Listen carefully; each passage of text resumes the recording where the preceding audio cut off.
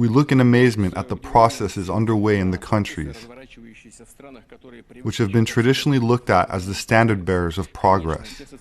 Of course, the social and cultural shocks that are taking place in the United States and the Western Europe are none of our business. We are keeping out of this. Some people in the West believe that an aggressive elimination of entire pages from their own history reverse discrimination against the majority of the interests of a minority and the demand to give up the traditional notions of mother, father, family, and even gender. They believe that all of these are the mileposts on the path towards social renewal. The advocates of so-called social progress believe they are introducing humanity to some kind of a new and better consciousness. Godspeed, hoist the flags, as we say. Go right ahead. The only thing that I want to say now is that their prescriptions are not new at all. It may come as a surprise to some people, but Russia has been there already. After the 1917 revolution, the Bolsheviks, relying on the dogmas of Marx and Engels, also said that they would change existing ways and customs. And not just political and economic ones, but the very notion of human morality and the foundations of a healthy society. The destruction of age-old values, religion, and relations between people, up to and including the total rejection of family. We had that too. Encouragement to inform on loved ones. All this was proclaimed progress and, by the way, was widely supported around the world back then and was quite fashionable, same as today. The fight for equality and against discrimination has turned into aggressive dogmatism bordering on absurdity. When the works of the great authors of the past, such as Shakespeare, are no longer taught at schools or university because their ideas are believed to be backward. The classics are declared backward and ignorant of the importance of gender or race. In Hollywood, memos are distributed about the proper storytelling and how many characters of what color or gender should be in a movie. This is even worse in the agitprop department of the Central Committee of the Communist Party of the Soviet Union. Countering acts of racism is a necessary and noble cause, but the new cancel culture has turned it into reverse discrimination, that is, reverse racism.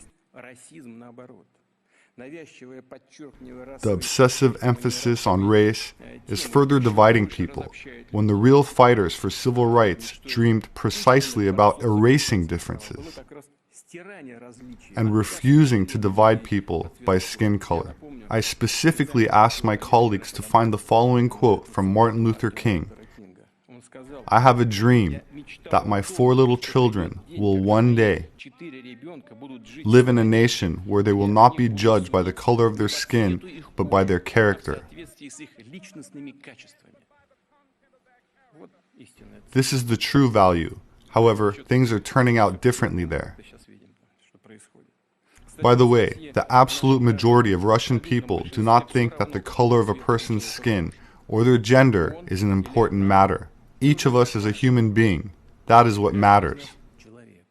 In a number of Western countries, the debate over men's and women's rights has turned into a perfect phantasmagoria.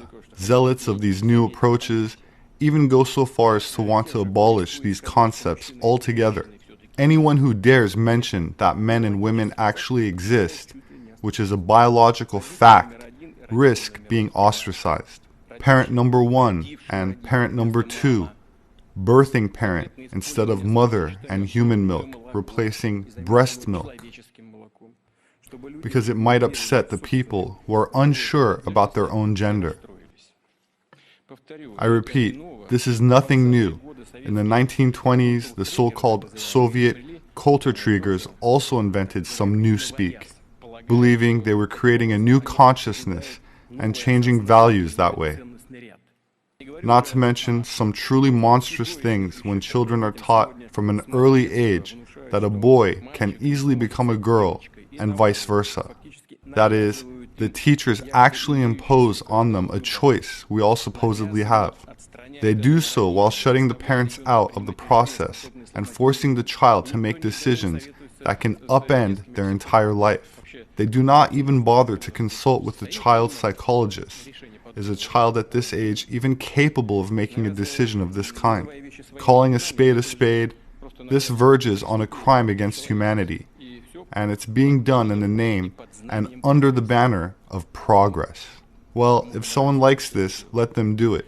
I've already mentioned that in shaping our approaches, we will be guided by a healthy conservatism. That was a few years ago, when passions on the international arena were not yet running as high as they are now, although, of course, we can say that clouds were gathering even then.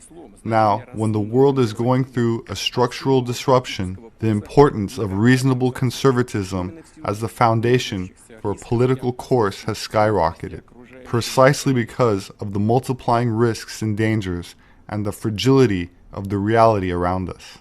President Vladimir Putin says that woke ideology is destroying Western civilization, condemning far-left progressivism, and compared it to Russia's darkest days during the 1917 Bolshevik Communist Revolution, in which the Soviets seized the means of production and overthrew the government.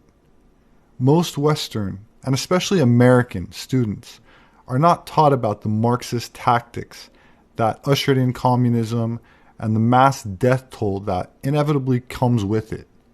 Instead, they are taught critical race theory, which is Afrocentric propaganda that is not about bringing about equality, but rather demonizing and vilifying one demographic in an effort to eradicate an existing power structure and bring about its collapse. Family values, religion, race, gender, morality, and nationalism is described as a threat